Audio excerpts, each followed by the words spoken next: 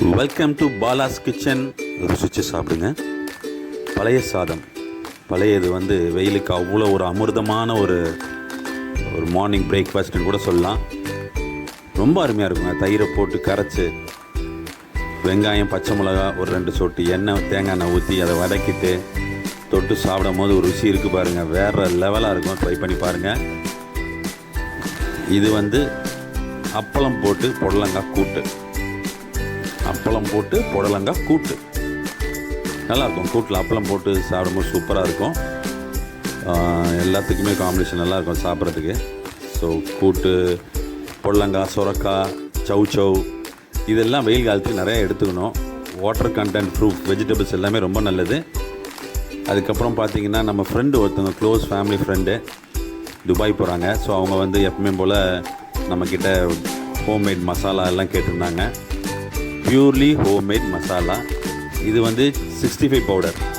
நான் ஏற்கனவே ஒரு வாட்டி வீடியோ போட்டிருந்தேன் உங்கள்கிட்ட. 65 பவுடர் கேட்டிருந்தாங்க. இது பியூர்லி ஹோம்மேடு தான். எந்த வித ப்ரிசர்வேட்டிவ் எதுவுமே கிடையாதுங்க. நீங்கள் பார்க்கலாம். எல்லாமே நாங்களே மிக்ஸ் பண்ணி, நாங்களே இது பண்ணி போட்டு ரெடி பண்ணுறது தான்.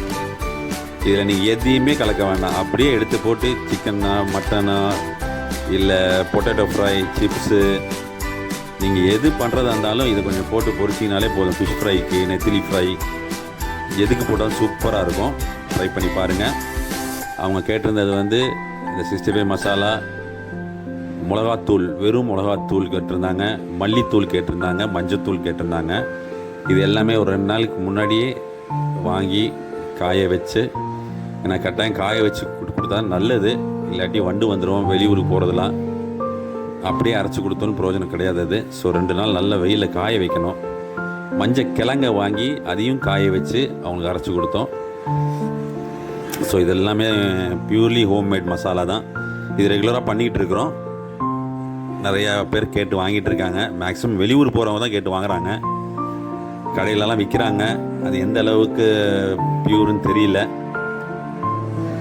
எங்ககிட்ட எல்லாமே ஹோம்மேடு தான்.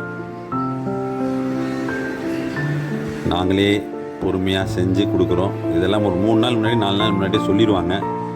ஸோ தட் அப்போ தான் செய்கிறதுக்கு இது நிறைய டைம் கிடைக்கும். நம்மளுக்கு நல்லா பண்ணுறதுக்கான டைமும் கிடைக்கும். மெயினாக அதுதான் மெயின். பண்ணி அழகாக சீல் பண்ணி அவங்களுக்கு ஃபாரினுக்கு எடுத்துகிட்டு போகிற மாதிரி பக்காவாக பேக் பண்ணி கொடுத்துட்டோம். ஸோ உங்களுக்கு வேணும்னா கால் பண்ணுங்கள், புக் பண்ணுங்கள்.